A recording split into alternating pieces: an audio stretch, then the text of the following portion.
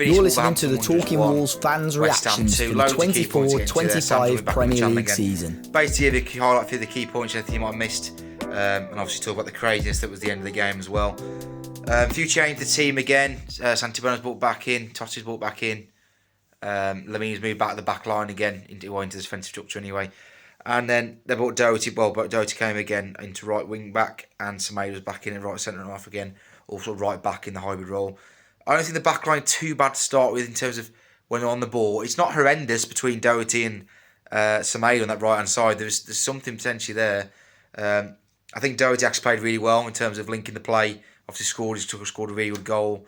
And he makes his movement sometimes driving back post and playing balls across. And there was a good chance where I know he could have put a ball across him before, right at the start of the second half, and then he didn't quite find his way to Doherty, but he made the right run again. So that's not something I think we potentially persist with that, but obviously we'll see what happens moving forward. Lamina again I actually thought Lamina started the game really well, particularly midfield. Won the ball back a few times on the transition. Was really good in terms of that. I think he got the right side of his man, got his foot stuck in. Looks more comfortable, obviously, than he did at centre back. We all know that because he's the actual position. That was particularly the first half. Maybe started to drift off a little bit in the second. Guedes came on the second half. I thought Guedes played really well actually when he came on in a forward sense. Linked the play really well. Got a couple of shots away. Had a couple of chances. I thought he looked more interested in the second half than potentially last. And I think he did more in the second bit, in the last half an hour than lasted the whole game really. And then he swung on to the bad side of things really, and everything what we've seen. Wolves defending set piece at the moment is absolutely embarrassing. It's a joke. Like every time we get a set piece, you know we're going to concede, pretty much. We can't defend them because even the second goal. I know we clear the ball once. The first clearance isn't great. Then Guedes is like a powder puff challenge and lets Bowen go past him like it's not even there. And then you're in a world of trouble. And we get yourself so hard to get yourself back into the game, and then you do that straight away after. And you're just thinking like that must be so demoralising as a player. Like what chance have you got as soon as you get in it? You come back, you score a really good goal through Doherty, and then within a minute and a half later you're back, you're behind again.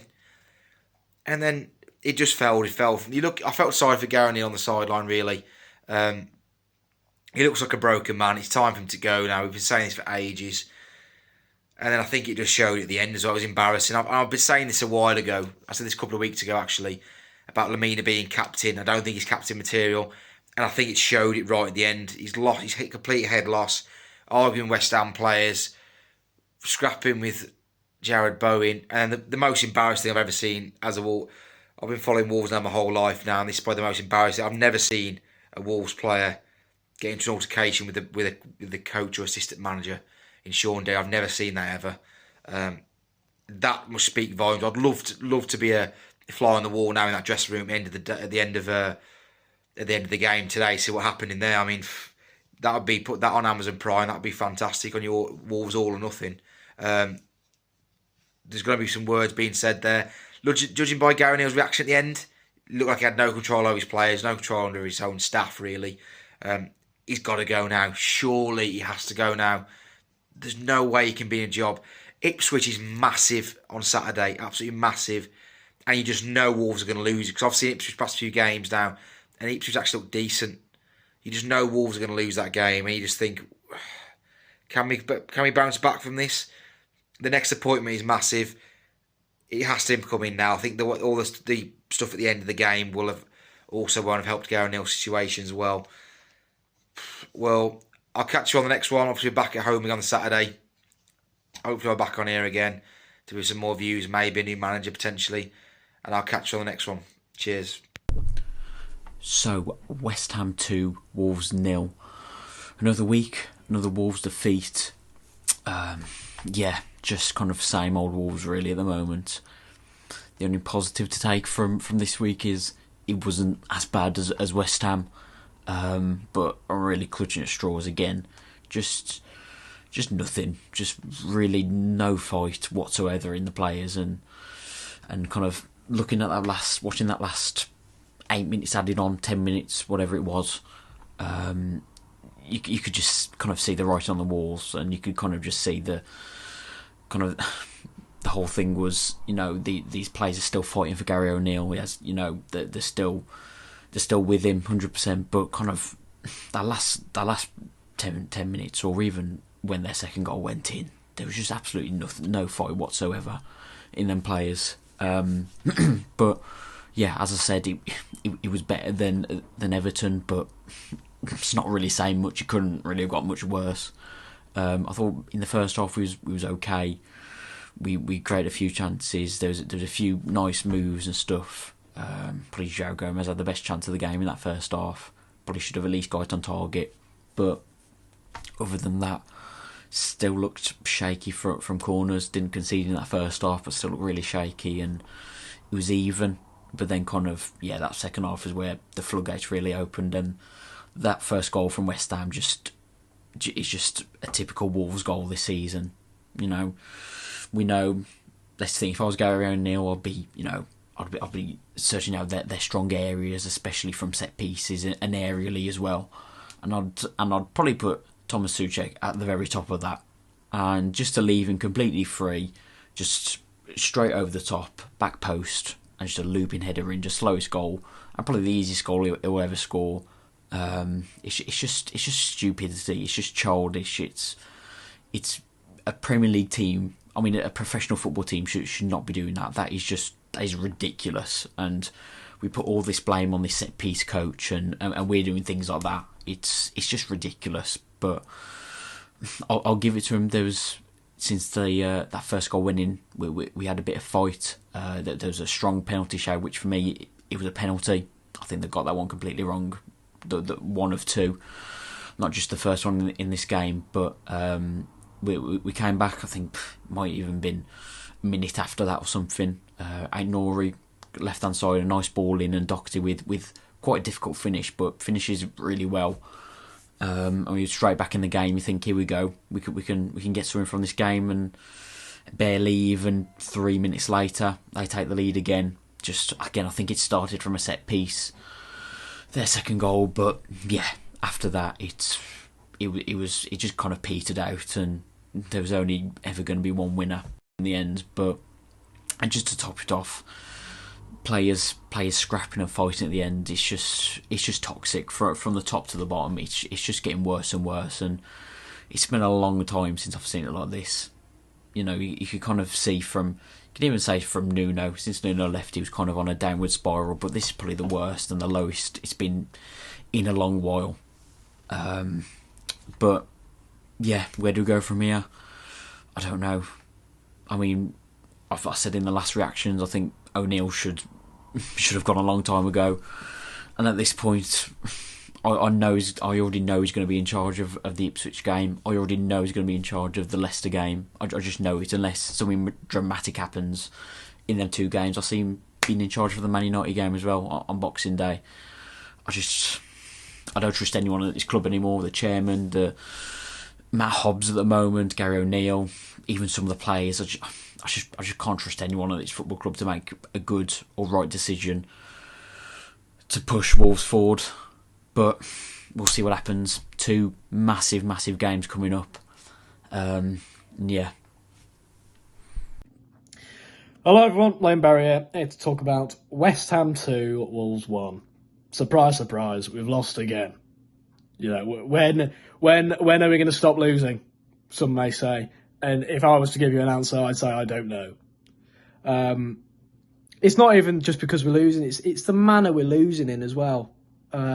Losing to Everton midweek 4-0 when they hadn't scored a goal in the last 4 games previous to that. And then losing today, it wasn't the worst performance I've ever seen. We've definitely had worse this season, but there's just no style or structure to the way we play. And I think if I'm going to move on to Lemina's reaction at the end. For me personally, I like seeing that at the end of a game. I don't want to see that emotion during a game. During a game, it's when we've got to have level heads, and when we score to get ourselves back into the game to equalise, and then we concede straight away. How many times has that happened this season? Loads. It's happened way too much, and it's really not a good look when we're in the relegation battle and we can't play with level heads. We know it's an emotional side, and it's nice that, you know, they actually care, but we can't be seeing it on the pitch. But his reaction as well, if I'm that angry and everybody's grabbing hold of me, if I'm setting the whole place on fire. To Debo, grabbing hold of him, everybody just leave him alone. If he looks like he's running back up to Bowen, then yeah, fair enough. Go grab him. Go tell him, oh, Lamina, mate, this isn't on. But if that's me and I'm fuming and everyone's grabbing hold of me, grabbing hold of my shirt, I'm setting the whole place alight. But I think that reaction is probably going to be the final nail in the coffin for O'Neill. The fact that our club captain is turning against, you know, Sean Derry in the middle of the pitch. Poor Sean Derry, he looked terrified, bless him. But no, yeah, it's not a good look from the captain, but at least he looks like he cares. But apart from that, again, yeah, no structure, no style. Doherty played well, I thought. Took his goal really well. Another thing, I thought Strand Larsen played well as well. I was baffled that he took Strand Larsen off. I thought that was a terrible decision. But yeah, I do think this will be the final nail in the coffin for O'Neill. I'm just waiting for the corner flag photo at some point.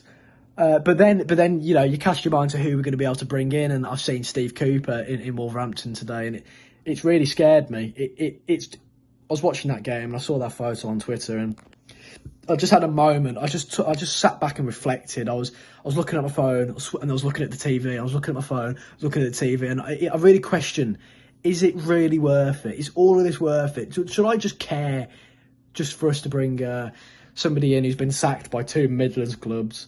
Leicester, who are above us, sacked him for less. But yeah, I just really hope they can bring somebody in who can provide a really level-head voice for these players. We need somebody to come in and kind of stabilise the ship at the minute, because we're a shipwreck ready to sink. That's a really good analogy for me. I'm proud of that one.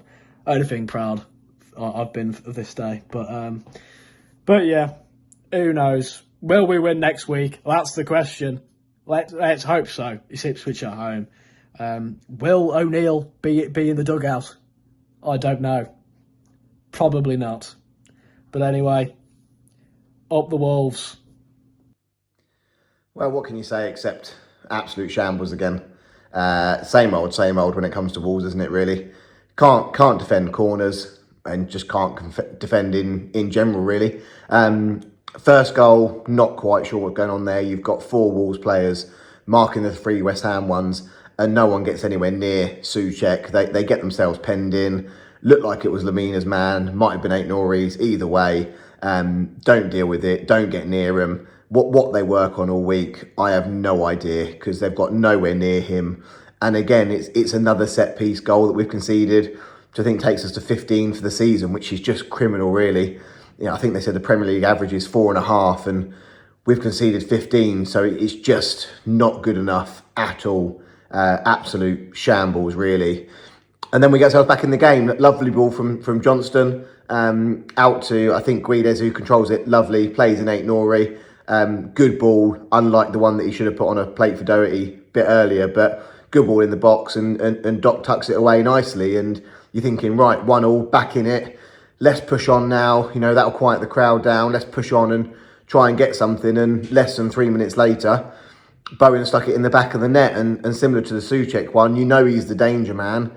Yet we're trying to double up on the other winger that's there and leave Bowen completely free, which I just don't get it. You've got to get out to him, and then when the player does get out to him, he skips past him like he's not even there and sticks in the bottom corner. Don't get me wrong, it's a good finish, but it's far too easy again, especially, say, less than 3 minutes after we've scored. It's just not good enough, and it's happening too often. We should have had a penalty after that. Definitely the one on Bellegarde was a definite penalty. I thought the shove in the back was also a penalty as well. VAR talking rubbish as per. Basically got a wall shirt on, so it's not a penalty, but he stands on Bellegarde's foot and it should be a pen. But glossing over the papering over the cracks again, it's so poor. The defending is just non-existent. I really don't know what they work on all week. I can only assume that the defenders are marking our attackers, who are toothless really at best. I mean, Kuna's quality. Strand Larsen actually thinks a decent striker, but starting with Gomez on the wing, he's not a winger. You've got the other Gomez and you've got Forbes on the bench. And I'm not saying they're brilliant. I'm not saying they should start every week, but you can't be starting João Gomez on the wing. He's not a winger. Why is he playing there? In the similar vein to Semedo at centre-half, who I thought had a decent enough game there. But again, why is he there? And even when he does make changes, he brings Rodrigo Gomez on and puts him as left wing back. The guy's a winger. Yeah, he's talking in pre-season about, he's so good. He always arrives on the back post. He'll always be there to tuck the ball away. Yet you're playing him at left wing back, and just take one of the two right backs you've got on the pitch, get one of them off, and get a winger on.